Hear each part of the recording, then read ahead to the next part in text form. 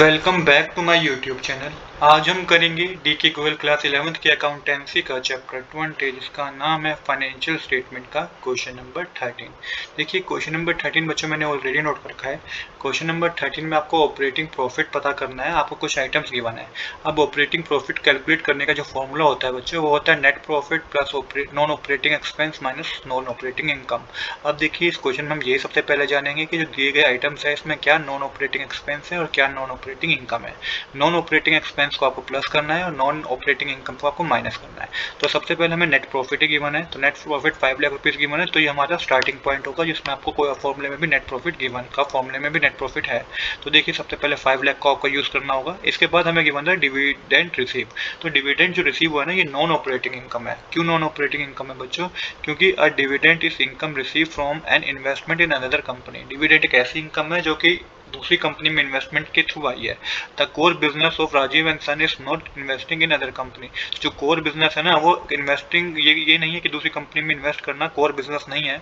तो इसलिए इसका जो कोर बिजनेस है वो it selling goods and service, therefore it is a financial income not a direct result of the main business operation. तो ये एक फाइनेंशियल इनकम है, इसलिए आपको इसको नॉन ऑपरेटिंग इनकम मानना है। अब नॉन ऑपरेटिंग इनकम है तो इसका एडजस्टमेंट क्या होगा बच्चों, ये आपको माइनस करना होगा नेट प्रॉफिट में से।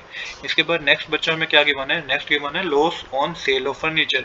तो ये नॉन ऑपरेटिंग एक्सपेंस है 12,000 रुपीज के जो गिवन है आपको नॉन ऑपरेटिंग एक्सपेंस बोलेंगे आप इसको। क्यों नॉन ऑपरेटिंग एक्सपेंस बोलेंगे?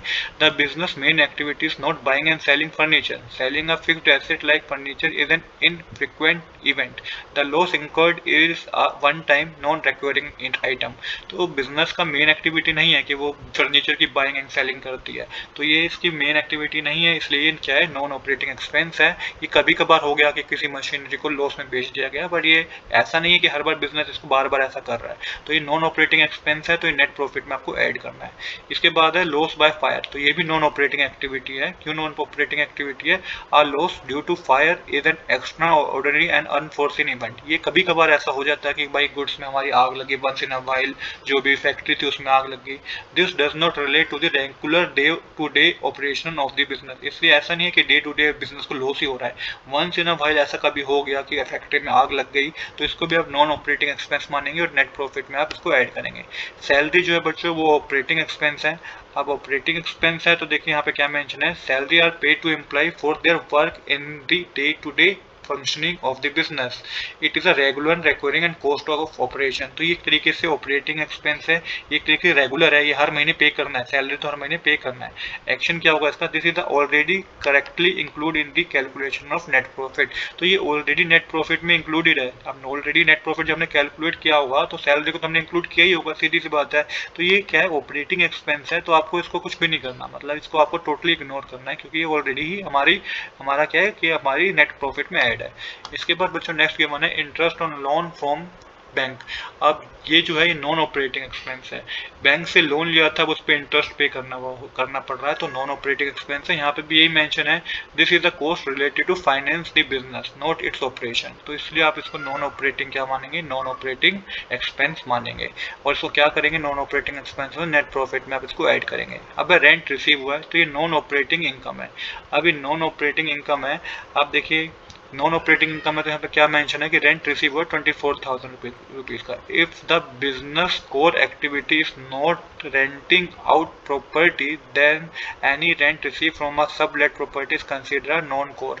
तो यहाँ पे एक्शन क्या लेंगे आप, it is a non operating income that was, ये नॉन ऑपरेटिंग इनकम है that was added to calculate net profit, we must subtract it. तो नॉन ऑपरेटिंग इनकम है तो ये क्या होगा, ये आपको सब्ट्रैक्ट करना होगा नेट प्रॉफिट से। नेट प्रॉफिट में आपको क्या करना होगा, ये माइनस करना होगा, क्योंकि हमें ऑपरेटिंग प्रॉफिट पता करना है।